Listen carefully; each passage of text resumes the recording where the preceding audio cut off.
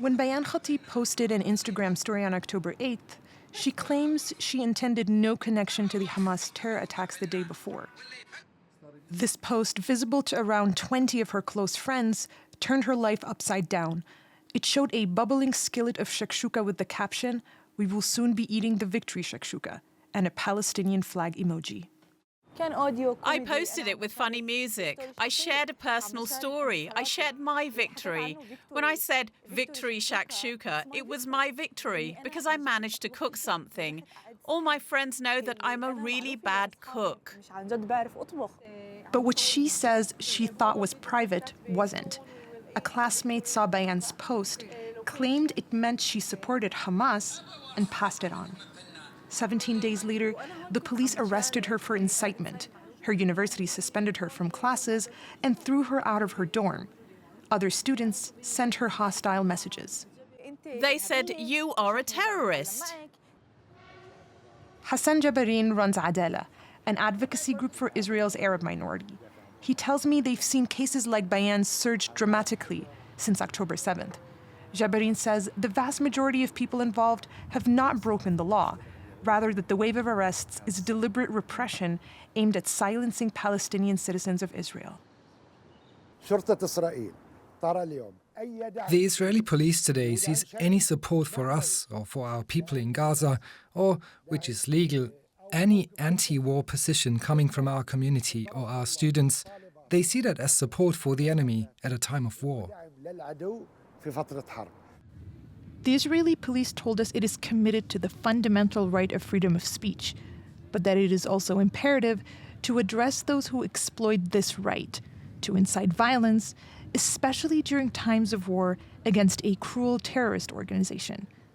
To many Palestinian citizens of Israel, the crackdown is not only an issue of fundamental rights. In many of Israel's mixed towns and cities, like the one I'm at right now, Palestinian and Jewish citizens have been living side by side for decades. But since the October 7th Hamas terror attacks on Israel, Palestinians here tell me they feel their loyalties are being called into question in a way that they have never experienced before. Abir Bakr is a Palestinian Israeli civil rights lawyer. It's as if we're being told you have to decide now. Either you are Palestinian or Israeli. The flag is part of our identity.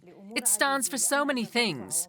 Raising it does not mean I belong to Hamas or any other organisation. I raise it because it's part of my identity. I'm a Palestinian citizen of Israel.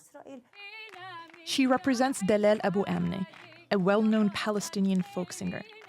Abu Amna was arrested after posting a Palestinian flag emoji with the Arabic motto, "There's no victor but God."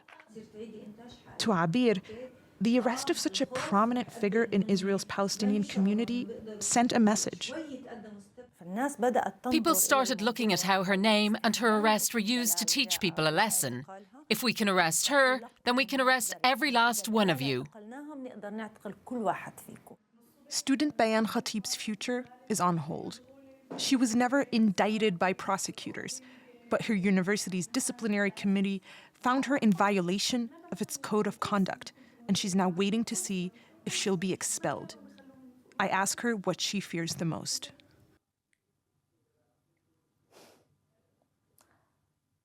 That we're no longer able to live here, that life here becomes unbearable for us, after it had always been our wish to live here. She's one of many Palestinian citizens of Israel who feel their rights are being restricted in the broader aftermath of the October 7th attacks.